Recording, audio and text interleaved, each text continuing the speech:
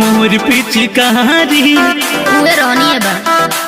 मानव ना देहब तोहरा बहिनी के गारी मोर देलू भौजी काहे मोर पिचकारी मानव ना देहब तोहरा बहिनी के गारी हमरा मुंह में दही नहीं के जमल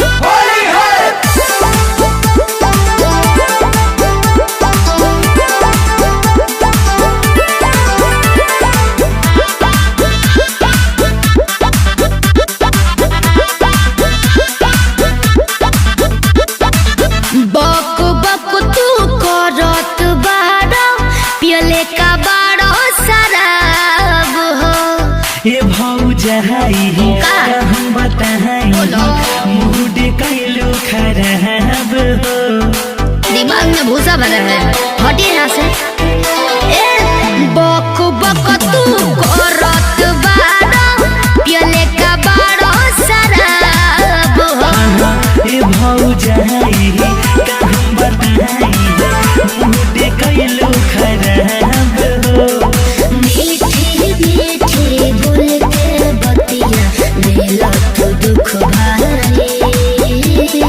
तूर देलू भौजी काहे छोड़ो तो पहले छोड़ो मोर पिचकारी अच्छा मानव ना देहब तोहरा बहिनी के गारी तूर देलू भौजी काहे मोर पिचकारी मानव ना देहब तोहरा बहिनी के गारी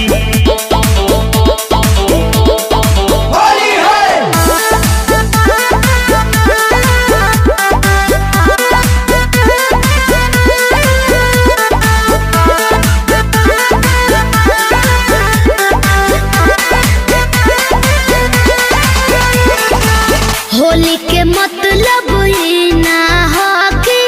करब तू मन मानी साल भर के दिन में है सूखल जमीन में है डालल जहला पानी तो हिसाब से पूरा मार दे भिजा देलो ए होली के मतलब ही ना हो कि करब तू मन मानी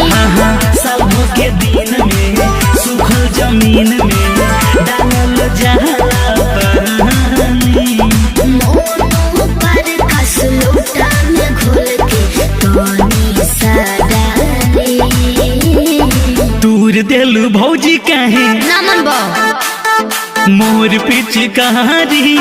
एके बते काहे पूछे तेरा बार-बार मानव ना देहब तोहरा बहिनी के गारी तूर देलू भौजी काहे मोर पिचकारी मानव ना देहब तोहरा बहिनी के गारी तारा बहनी के ओ तो तोरो बहन के सेम टू यू।